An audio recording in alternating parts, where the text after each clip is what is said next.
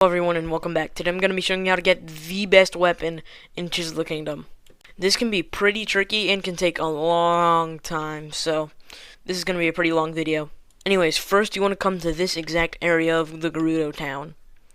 Then you want to come to this building that has the giant gem out front. Then you want to speak to this lady and she'll give you a quest to get 3 diamonds, 5 flint, and 1 Gerudo Scimitar. First you want to fast travel to this exact shrine. If you don't have this shrine yet, then go to this exact quicksand area. If you fall into there, it'll take you to a cave filled with puzzles that will lead eventually to this shrine. The puzzles are pretty easy for the most part, and really the most intense thing you'll be doing to get here is fighting some Gibdos, so it's not that hard. Once you've gotten to this shrine, go up to this exact gate and descend.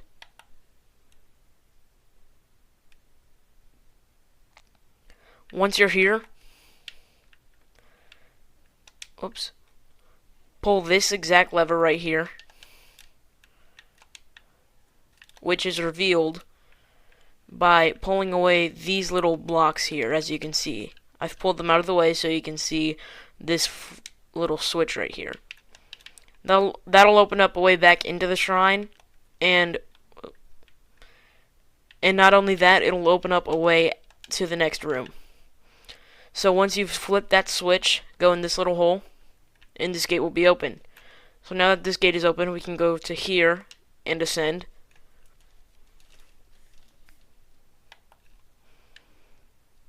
And then in this room, there will be the Gerudo Scimitar. That is the weapon that we will need to make the Sword of the Gerudo, or whatever it's called. I forget what it is called. This next part is by far the easiest part. The 5 flint. For this, simply just travel to different shrines near stables, because stables always have a bunch of wood and flint somewhere around them. So just travel to different stable shrines and search through the stables, and you're bound to get at least 5 flint.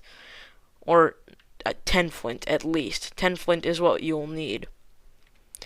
And most people probably already have 10 flint anyways, so this step should be covered. This next part is by far the hardest part, second hardest, we'll get to that later. But you need to get 3 diamonds. Now that sounds like a lot, but you can get them from rare ore deposits, which are pretty rare. But there's an even better way to get them. If you go to Goron City, travel to this shrine. Once you're at Goron City, head to the center of the town near this giant thing. I don't know what that is. Probably rock rust or something. Then this guy is selling exactly 3 diamonds. Isn't that convenient? Each of them is 1,000 rupees, so that's pretty expensive. But if you're like me and you have like 25,000 rupees, then this should not be any problem. To get rupees, I'd suggest selling old armor that you don't use, and if you're trying to 100% the game, then just buy it back later. That's what I did to get these. There's also a duplication glitch that I use, so if you already have the 3 diamonds, then you could just make the sword, but you could also use them to duplicate another 3 diamonds so that you don't waste any diamonds. But anyways, yeah, you can get diamonds pretty easily. If you have the rupees, that is.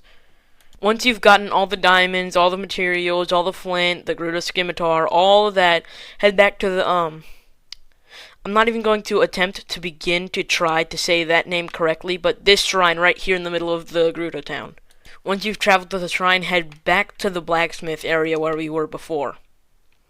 Right here. Remember, it's the big building with the giant crystal gem thing sticking out at the top. You should be able to craft the shield and the sword separately, but you might not be able to. So talk to her, and she'll let you know what you need to make it and everything, and then give her all the materials. I already have it, so she won't make the sword for me again until I break it, but here you would make the Gerudo Scimitar, or the Arms of the 7. Now, if it's not letting you craft the Arms of the 7, then chances are that it doesn't let you craft the sword and the shield separately, so you're going to need an additional 5 flint, which is pretty easy. a Gerudo Shield, and another diamond. I'm sorry, but you're going to need another diamond if it's not letting you. But those things can be found pretty easily, except for the diamond. But if you use a duplication glitch, then it's pretty easy. So, assuming you already bought the 3 diamonds from Goron City earlier, you would only need 1 more diamond. So you could just duplicate 1 more diamond, and then you can get the Arms of the 7. But to get the Gerudo Shield, we need to go to a very specific spot, and it's kind of weird, and I don't know why this works, but it just does. Alright, and here it is. Yep, there's just a random Gerudo Shield spawn on this random pillar. Now, I don't need this, because I've already got the Hylian Shield, and that's better, and I've already made the Arms of the 7, so I can craft the sword separately if I need to. But this is where it would be. Here's the exact location on the map. It's near this little natural bridge area. And for reference, it's just north of Karakara Bazaar, way over there. So, presuming that you already got all the materials and everything, head back to this, and you'll be able to craft the Arms of the 7. So, return to this lady, speak with her, get the sword and shield and everything. And now you may be wondering that, so you saw on the thumbnail that it does 207 damage, but when you look at the actual weapon, it only does 28 damage.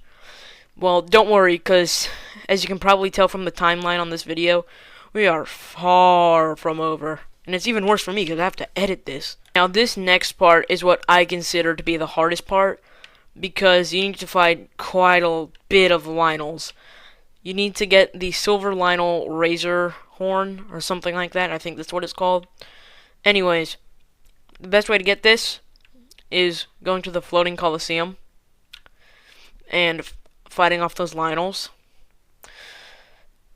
So, yeah, I'm gonna go do that real quick. For reference, the floating Coliseum is in the depths right below the Coliseum ruins.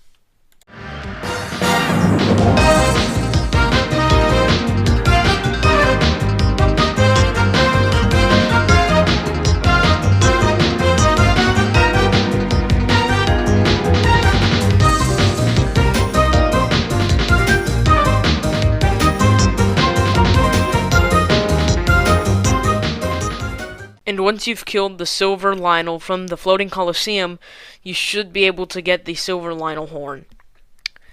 And fuse that to the Gerudo weapon, and you should have the most powerful sword in the game.